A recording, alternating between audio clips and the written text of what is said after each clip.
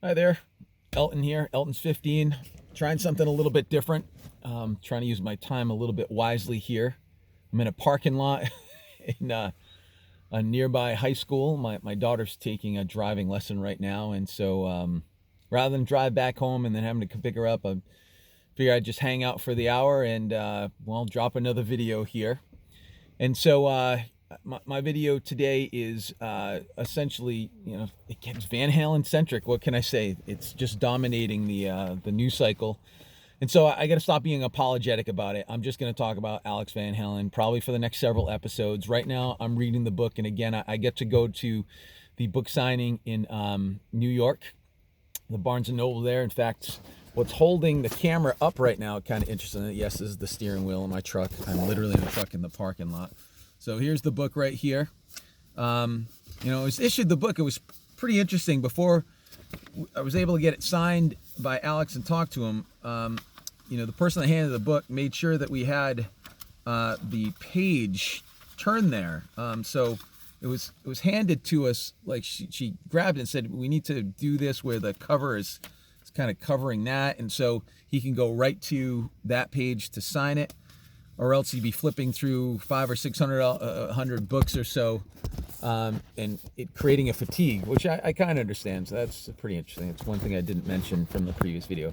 Not that it's earth-shattering news or anything like that, but it is that's a point of interest. If I didn't go to it and someone said that, I'd be like, oh, that's interesting.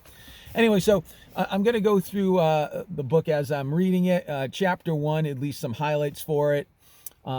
Okay, so we all know that the Van Halen brothers, or if you don't know, are originally from Holland. And so Alex starts the story with his mom and his dad, and essentially beginning with his father being born in the Netherlands and being a musician and joining the Air Force. And as a result of being in the Air Force, World War II is coming along, and Holland, I guess, having issues with the Nazis, and sort of like, hey, either you're going to kind of participate here, or we're just going to shoot you. And so his dad was part of some sort of music corps there, and so that's how he was able to kind of retain his life. At one point, he went over to Indonesia, and he was supposed to be there for, I think, 6 weeks. And then ended up being there for about 6 years. And in that time, he met their mom, Eugenia. Their dad's name is Jan. I remember looking at the Diver Down, what was it, the Studio Number 5 album, Diver Down from 1982. And in the liner notes, because I used to read the liner notes quite a bit, I used to have the tape. I'm from that generation. I didn't get the records at that point. Tapes were a little bit more my world at that point. And I remember reading, David Lee Roth vocals, Eddie Van Halen guitar, all that stuff. And then I thought it was Jan Van Halen, but it's Jan Van Halen. It was their dad. I didn't know that at the time, on the clarinet in a song called Big Bad Bill of Sweet William Allen. But anyways, so Jan Van Halen meets Eugenia. They end up getting married in, I think, 1950. And then Alex sort of comes along. And, as far as staying in Indonesia, I guess there was an issue of the marital relations between an Indonesian woman and a white guy. That was a problem for them. But I guess Eugenia's dad was kind of wealthy. He invested in the railroad at the time, which I guess was pretty lucrative. And as a result, she ended up marrying Jan, who was a white guy, and that was seen as like a step up in terms of social ladder stuff. But Alex goes on to say that probably wasn't such a good thing because he was a musician. And I'm just looking at my notes here because it was pretty funny. He had like 2 strikes against him. He was a musician and he was also a drinker. So the alcohol stuff is immediate. Their mom didn't touch the stuff, but their dad sure did. Anyways, just looking at stuff. So they end up moving to the United States because Eugenia, their mom, had a sister over in California saying, you got to come here. It's fantastic. The oranges are a cent each, 1 penny, and the weather so much more beautiful and warmer. And I guess that was enough for them to make the jump. As far as life in Holland before they left, they had no TV. Their imaginations were their TV, and what limited TV. So I guess he said no TV, but then he went on to say that they were able to watch cartoons like once a week for like 20 minutes. And when they came to California, it was like on all the time. California was like Technicolor compared to Holland. The weather was so much warmer, and the idea of being cold anymore was something he had no interest in terms of just living there. Anyway, so as far as like family like interrelationships, the whole thing with Eugenia, Al and Ed's mom, was that she was always very, very stuck on being respectable and having like a good social standing. And that started from when they were really, really young, get them into piano lessons, make them respectable, not like their dad, who is this traveling jazz musician, play wherever he can kind of stuff. I guess she didn't see that as respectable, and wanted the boys to be respectable. So when they came over to the United States, they got on a steamship crossing the Atlantic. Took 2 weeks. And their dad had negotiated something where if the boys played piano, it was part of like their passage. I don't know if they get reduced ticket fare or if it was paying for the trip in its totality. I'm not so clear on that. But anyway, so they arrive in New York. The piano that they brought with them, they had it's called the Rippin piano, Rippen. And Al still has that piano. He says it's something he passes by in his house currently, as sort of a reminder of those days, I would imagine. But anyways, they get to New York, and there was a discussion if they should stay in New York because the piano had been misplaced, and they eventually got it back, but they thought for half a second maybe we should just stay in New York City. But Eugenia was very much, no, we need to go to California. Those oranges and that orange price loomed large, as Al said, that was a motivating factor, oranges. So they hopped a train, and Al remembers the train ride pretty well, going across the U.S. Sorry, I'm checking my notes here.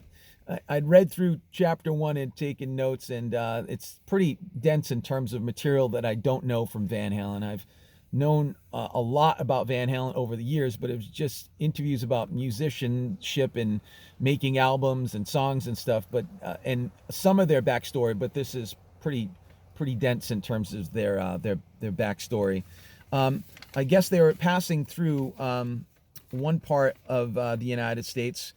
I'm reading. This is not very professional here, but it was fun, something pretty funny. I forgot what it said here. Oh yeah, so they're passing through. Let's see here, Phoenix, and as the train would go through Phoenix, I guess guys would dress up as like Indians and stuff, and Ed, being 6 years old, got to see it, and Alex was taking a nap, and when he woke up, Ed's like, "Hey man, you missed the Indians." And Al said he was so mad. He was mad until they reached Nevada that Ed didn't wake him up so he could see the Indians that were part of the trip as they passed on by. I thought that was pretty funny. Anyways, they get to California. They lived with family for a little bit, and again, it was pretty contentious as far as their living circumstances. Their dad was a janitor, and he did that for a bit. Also worked in a machine shop, and mom did more domestic kind of things. And then Al goes on to tell a story. You can hear the birds out here. I'm in a parking lot. I kid you not. I'm just going to show you guys. So here we are in a parking lot. I hope nobody's watching me here. This is going to be kind of goofy. I'm just kind of talking to my phone. Well, maybe they think I'm having a phone conversation with someone other than myself recording. Anyways, so Dad's getting a ride home. Jan's getting a ride home from one of the family members. And I guess there was a broken tail light. And Jan at the time used to roll his own cigarettes. And you could guess it, not knowing much English. They get pulled over, and the cop automatically assumes that it's marijuana, and that Jan is agreeing, yes, he's rolling something, but has no idea that he's being implicated for marijuana. And he ends up being put in jail. Now, the family had no idea what the heck happened to him. He was gone for 15 days. They didn't know where he was. They didn't understand like bail or any of that stuff. And it's not the first time that Jan had been put in jail. I guess back in Holland, he would be, put in incarcerated for a little bit because of drunkardness and I guess disturbing the peace and stuff. So this guy already kind of had a history of that. But I thought it was pretty funny. He sat in jail, without having a bail provided and then getting out 15 days. That's pretty crazy. So Al goes on to talk about their schooling and how they were outcasts, and the language barrier was full effect. They didn't know the language at all, and that they knew one word in English, accident. It was in the English translation book that they had when they were crossing the Atlantic. That's one word that they had kind of put to memory, which I thought was pretty interesting that he remembered the word accident.